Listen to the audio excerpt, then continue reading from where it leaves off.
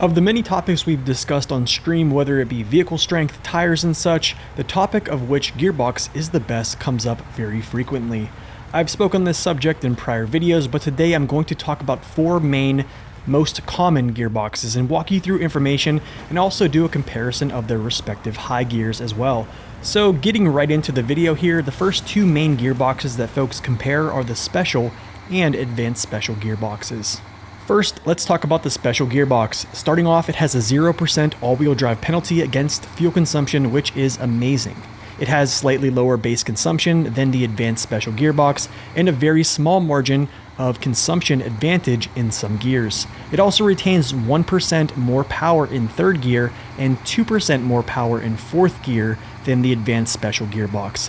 It's a good slow pace that can help trucks keep their max gear due to being limited to 4 gears, and that percentage of torque retained in said gear is 76%. Good things would be its speed is very slow, being that it has only 4 gears. Its high gear is also very slow, and later I'm going to show why this might not be as advantageous as some folks might believe. But because of its low target speed in high gear, it can get to its target speed faster and potentially in some cases have an easier time holding said gear. Some not so good things other than just being slow and maybe not being able to hold high gear as well. It is limited in its low gears. This could or could not be a downside for some folks depending on playstyles, but hey, there is more power in the lowest gears. Moving on to the advanced special gearbox, first, its consumption base is slightly higher and 2 of its auto gears have slightly less torque, and we previously mentioned this when talking about the special gearbox. Its last gear, which is 5th gear, retains up to 64% of that torque value. This gearbox also has a 0% all-wheel drive penalty against fuel consumption. A major pro is it's outright faster than the special gearbox with said 5th gear. Next would be an addition to low gear ranges. While some might not think this is a big deal, both gearboxes from low start from a standstill at 82% of their torque value, but the advanced special gearbox in low minus per this chart starts off at 92%. Now, this is one of those areas I've tested, and it seems about 30% of the time low minus can break a locked up tire when low cannot, but in most cases I find low is the actual setting that breaks tire freeze rather than low minus. It's a very odd thing, I know, but the addition of the options has indeed got me off to a start, being that I had the option to switch to low or low minus. However, as soon as you break axle freeze in low minus, you need to switch to regular low and then progress as needed. Low minus is not the gear you want to remain in.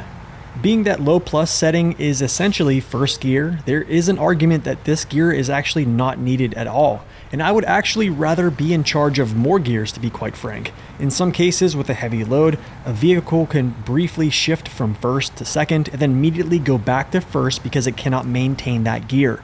So running the truck in low to low plus prevents that hard downshift, unless I want to spam clutch bump the whole time in auto, but I only do that when I actually know I can run up my gears. This also applies to the next 2 gearboxes we'll talk about a little bit later.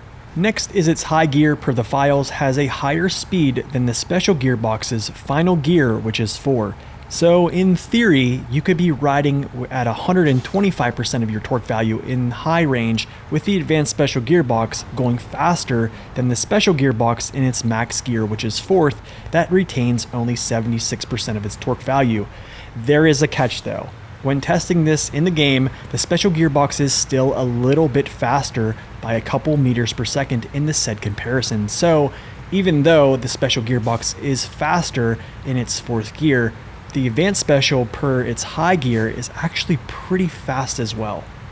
So as you can see, the advanced special can lose more speed in high gear and maintain the gear, but it is slightly slower at ramping up to get that potential 25% torque bonus. Due to the sharp torque curve of the special's high gear, it is very slow. It gets to its highest speed and bonus quicker, but loses torque faster if speed is interrupted. Essentially, faster high gears can have their speed interrupted more before completely stalling, and slower high gears gets to their max speed faster but lose more torque with speed interruptions. However, with a slower high gear, it is easier to recover back to speed pending terrain. Per these simple trials, I chose a low power to weight truck to show this happen very quickly, but this can be replicated with trucks with high power, it just takes more to stall.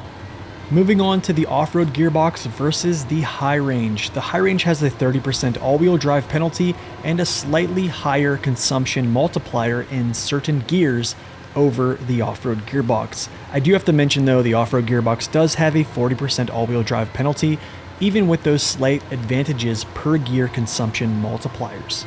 This time, the one with only one low gear is much faster, and it's the Highrange, of course. In this case, as explained in my previous comparison, even though I will primarily and will always use the off-road gearbox, I cannot deny that the faster H gear is, well, a little bit superior. I believe folks know the high gear is noticeably faster, but they most likely didn't know that the gearbox can lose a decent amount of speed in the gear, maintain the gear, and then recover, which spools back up to that 25% bonus if the vehicle power to weight is sufficient. The off-road gearbox having a slower high gear means it spools up to its max speed faster, which is a great thing, but it also can be disrupted potentially, resulting in a stall faster, because with speed loss comes much greater loss in power throughput as shown in these graphs.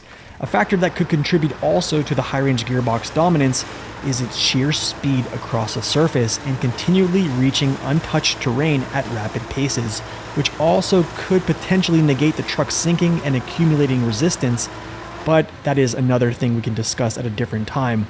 For some trucks, I do have to say though, they really just don't care. You just hit the gas, punch high gear, and it doesn't or rarely stalls, but with increased load, this can occur. A quote from the creator of these charts you're seeing on this video, NakedDave, he said his rule of thumb for gearbox ranking is basically how much area is under the graph. So in conclusion, I'm a full range of low gears user, especially if it's with the off-road gearbox. So these results might look as if I'm trying to prop it up, but trust me, I am as shocked as you are, but I will still openly admit that the Highrange is superior, and I've used it for speedrunning in the past. It's superior with its speed, high gear, and also the area underneath the graph, as Dave stated previously. The same applies to the Advanced Special and the Special Gearbox. The small percent of torque gain in those two gears and the slightly lower base consumption doesn't win the argument of best gearbox based upon the information and the footage that's backed up with the torque charts as well. So what about the non-winners here? Well, I'm still going to use a non-winner, which is the off-road gearbox, because it still gets the job done. And the Special Gearbox will also get the job done. There's nothing wrong with those two gearboxes that did not win this. In my case, I just tend to lean toward more gears that I can manually manipulate in situations where I know exactly what gear will give me the best outcome for my current truck's capabilities. The Advanced Special Gearbox happens to be the best of both worlds, giving me faster speeds and also those additional low gears as well. In closing, I think the battle of best general gearbox is pretty much settled at this point, but it doesn't mean the others aren't viable options if you are still having success. I hope y'all really enjoyed the video and potentially learned a few things along the way as well. So until next time, God bless and stay upright.